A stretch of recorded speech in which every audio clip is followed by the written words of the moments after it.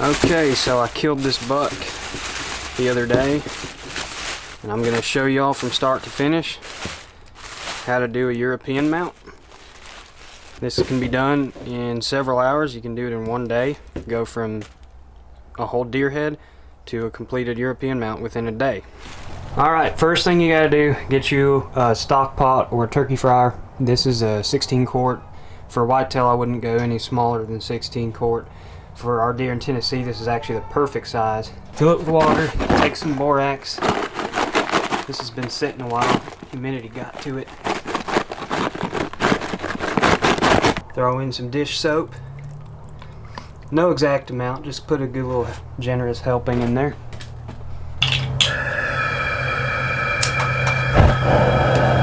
Alright, next you're going to want a sharp knife.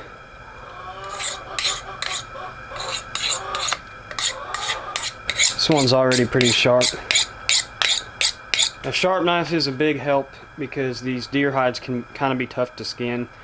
Also, be very careful, never cut towards yourself, always cut away from yourself. Especially on a deer head, it's real easy to slip. You try to force things and the knife slips and you'll cut yourself wide open, so please keep that in mind and be careful. Okay, this next step you might want to skip if you're squeamish. We're going to skin the whole head because it cooks a lot faster. Everything goes faster if the hide is removed. Usually start behind the ear because it's a good place to start, get something to grab onto.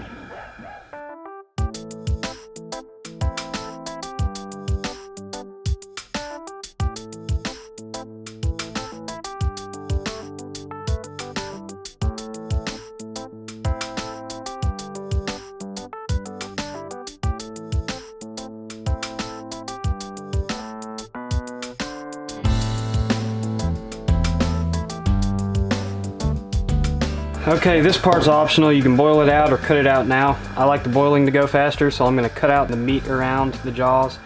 And I'm also going to cut out the eyeballs because there's actually a bunch of fat behind them. This is kind of tricky to work your knife in there, but I'm going to go ahead and do that.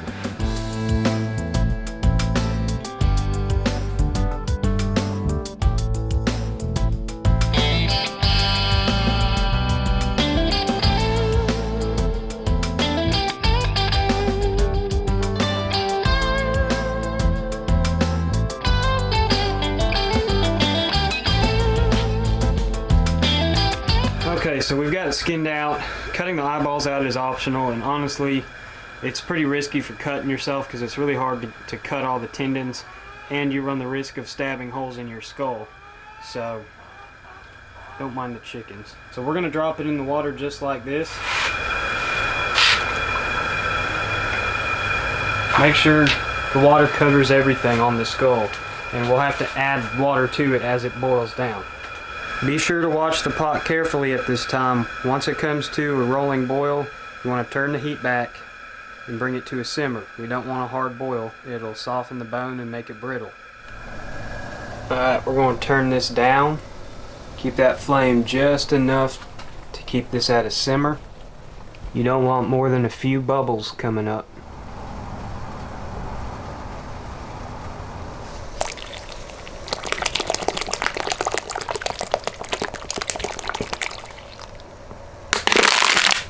Alright, it has been simmering for 2 hours. Topped off the water a couple times. It's gotten dark out because I got a late start on this. I'm going to take it out, let it drain for a second. Alright, so the first thing we're going to do is remove the jaw bones. Use those for aging or whatever, or throw them away. We'll take a garden hose.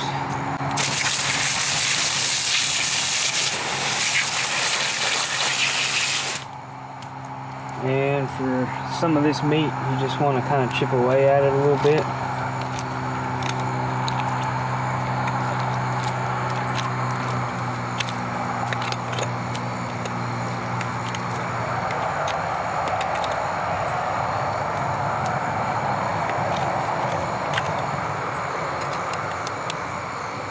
Okay, so for the brains, I like to take a knife and go in the back hole here and try to scramble them up, because we need to get rid of this. Just try to work it in from every angle and just make it into a sludge.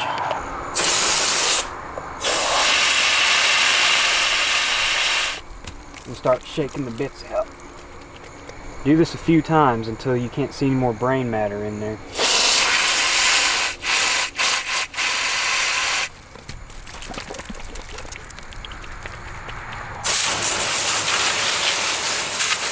Alright, now take a pair of pliers.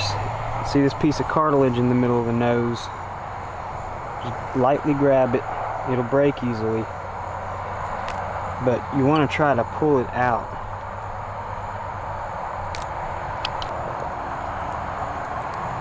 There. You get some of that nasal junk out of there. Be careful with these nose bones because they're very brittle. We're cleaning the majority of the stuff off of the skull right now, but not all the way because we're going to cook it again just for a little bit. Especially the fat. That's why we removed the brain. The brain is very fatty. We're trying to remove as much fat and meat as possible so it doesn't soak into the bone, so we can boil it in a fresh change of water and get that bone as clean as possible.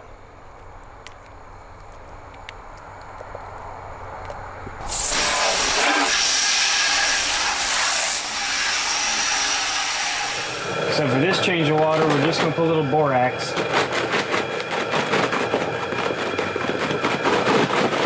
That'll just help to preserve it. If there is any kind of meat left over inside of the skull, it'll just help to preserve it and keep it from spoiling over time.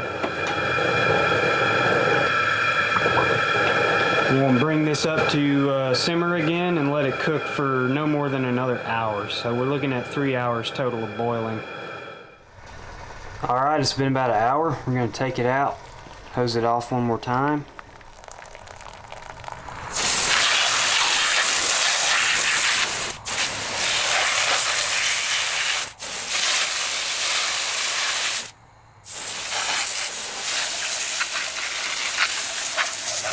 So there's a bunch of stuff in the nasal cavity. You kind of just have to shake it out.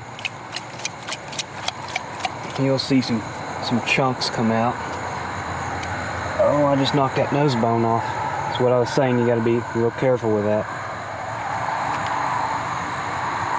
I was gonna try to pull the rest of this cartilage out, but it doesn't want to budge, so we're just gonna leave it in there. It's no big deal.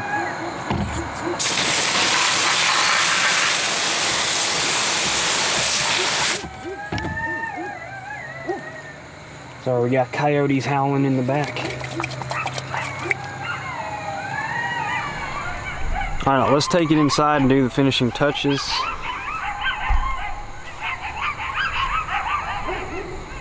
So now comes the tedious part. Well, I guess the whole process is tedious, but you take your knife and just kind of carve out those last little bits of meat. They should be nice and tender by now. It's been simmering long enough.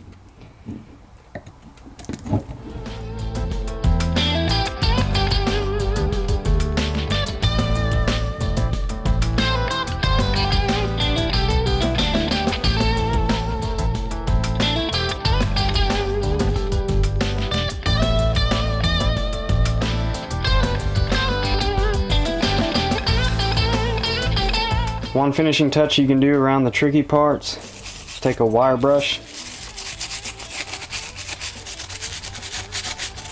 just to clean it out a little better.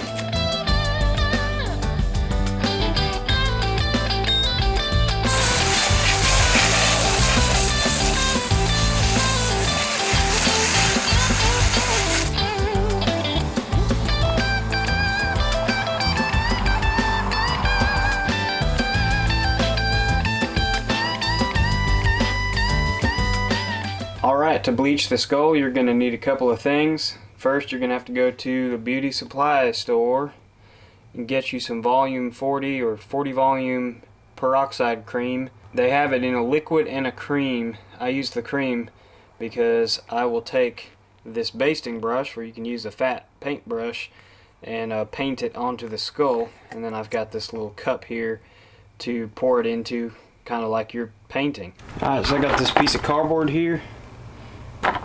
Take our skull and that little cup there, you can use whatever. Take this peroxide pour you out some. Might need a little more than that. We'll see how far it goes.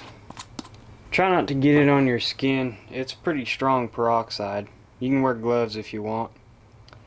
And then we're just going to give a good, thick, generous coating of this all over the skull. Be sure to work it into those sinus cavities, because as you can see, they're pretty dark. We want to bleach it out nicely. And I didn't cover the antlers. I never do, because I think I'm perfect and never mess up. But it's easy to get the peroxide on your antlers, and you don't want to bleach that brown. So if you want to cover them in some aluminum foil, that'll help keep them protected.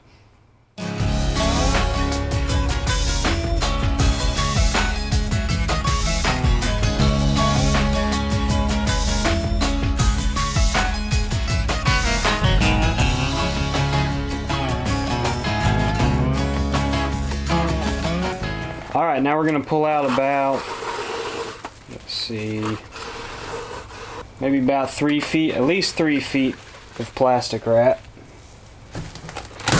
We're going to take the skull here and set it on one side of the plastic wrap. Take the other side, and be very careful with this so you're not smearing that peroxide all over the antlers. Just kind of tuck it up underneath there. Just pull this snug here. I try to keep the plastic off of the antlers underneath the base. We'll start by taking one end here. We'll take the top here, pull the sides down, and we'll just kind of cover the whole top and sides like that. And then we'll take the bottom and come up and cover it up the rest of the way and try to get it kind of snug and tight. And now we're going to leave it like that for anywhere from an hour to 2 hours. Depends. If you like a little bit of color in your skull, a little bit of natural color, don't leave it as long. I'll leave it upwards of 2 hours if it's a really discolored one. This one's kind of on the darker side, so I'm probably going to leave it closer to 2 hours. Just make sure it's covered up nicely so it doesn't dry out. Want it to soak in there for a while.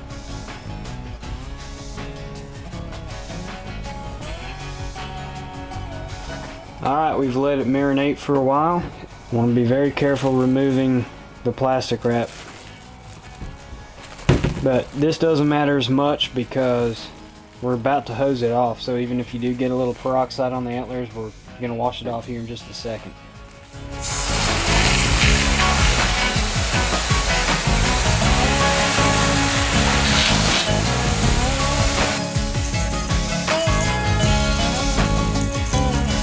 So to speed things up, we're going to place this in front of a fan just to dry it out and let it sit there as long as it needs. I don't really know how long it takes, but you know, half an hour to an hour until it's completely dry to the touch. Okay, notice that when I dried the skull out, I left this rubber band on the nose. That's just to help everything hold together, because sometimes it'll split a little bit because everything up here is just not attached very well. And that is why we are going to take some super glue. So I'm going to go down the creases here, and don't use the gel, use the liquid, because you want to soak into the bone. And go down the seam, especially around the nose, wherever it's the most brittle. And before the glue dries, wipe the excess off with a paper towel. You don't want that paper towel getting stuck.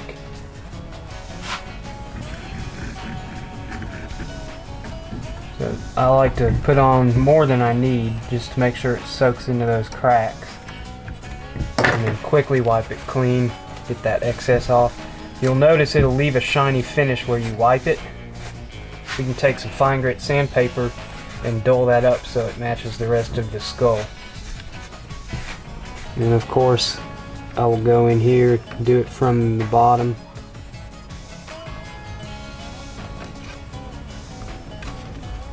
You can go ahead and just put a dab on the inside between each molar, because sometimes they'll work their way loose.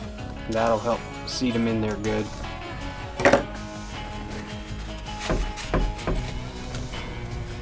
Just put dab all the way down there. Some deer have tougher bones than others. This one's a little more on the delicate side, so I've had to be extra careful with it. Also, if you cook it too hot for too long, it'll make it a lot more brittle. Alright, so notice where it's got a little bit shiny where I wiped that glue. If that bothers you, just take a little fine grit sandpaper. Just very lightly rough it up. It's really not noticeable. This is just nitpicking, but thought I would throw it in there.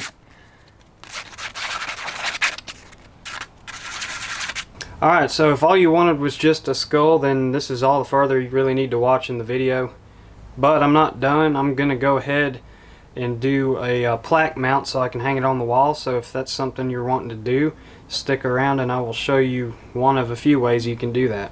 So for the plaque, I went to good old Hobby Lobby. They've got a pretty good selection of this kind of stuff. If you don't have one in your area, I will try and drop a link to stuff like this on Amazon. But anyway, I got the plaque, and I also got some wall hangers that screw onto the back of it.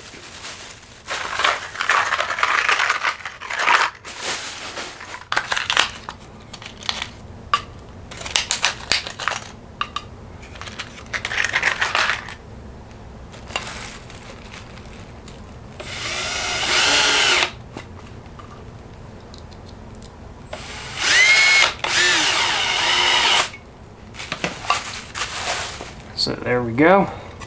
That's how we're going to hang it on the wall. Now you can use it unfinished, or you can stain it, or torch it.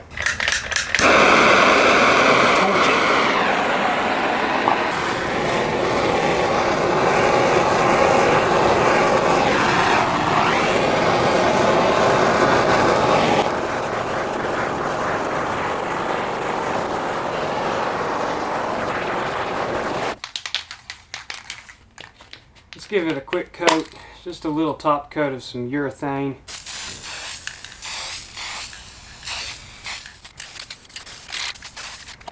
Okay, so once you let that urethane dry, if that's what you do, you want to take your skull and look at how you want it to hang. I want it to hang right about here. So you notice the back where the spine attaches, there's a couple of bumps there.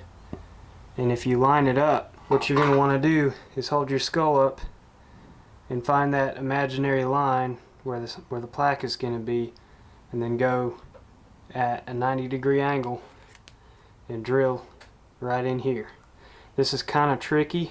In the past, I've drilled holes in both of these spots and used 2 screws. That's actually probably a better way to do it, but it's difficult to get the bit started. So you're going to want to be very careful not to drill a hole in your hand when you're doing this.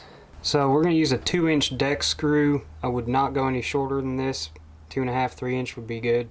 And you want to use a drill bit that is narrower than the threads on your screw.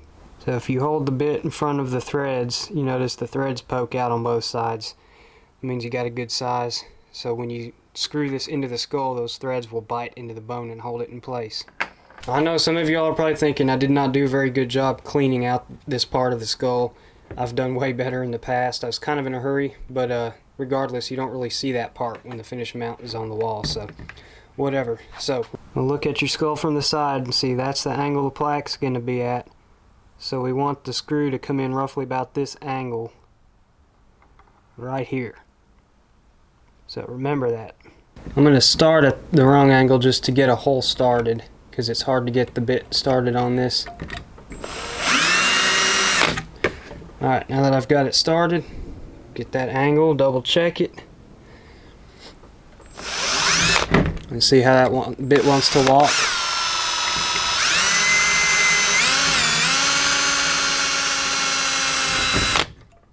Make sure that screw's gonna bite. Oh yeah, it's got plenty of bite. If you can't turn it in by hand, that's a good sign. Next, you want to figure out where you want this skull on your plaque. I want mine near the top, but we got to keep in mind this hanger right here, so we want to go just a little bit below that. It's not scientific, you just kind of eyeball it, decide where you want it. Just make sure that it is centered vertically, so it's not left or right. You can go a little higher, a little lower, whatever looks good to you. Alright, I've got my hole started. I'm just going to drill straight into the wood, not at an angle, just straight down.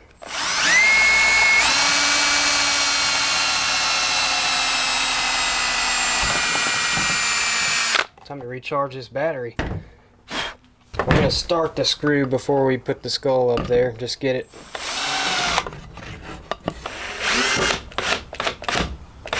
Just get it to poke through a little bit. You want to get that screw poked through just enough so when you put the skull on at the correct angle, that screw is just starting to poke into that hole you drilled. And then we're going to slowly drill it in and hold the skull in place. It's going to be hard to film. This is probably one of the trickiest parts, so take your time.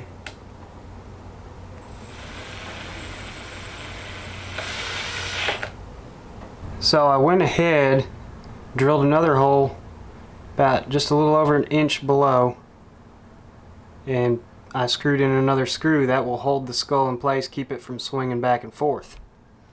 So now our skull is mounted, ready to hang on the wall. Let's go make some room for it.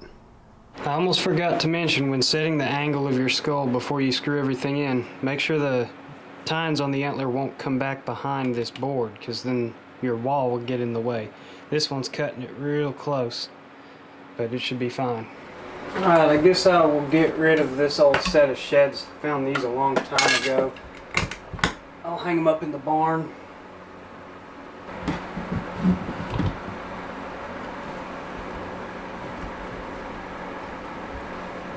And there you have it.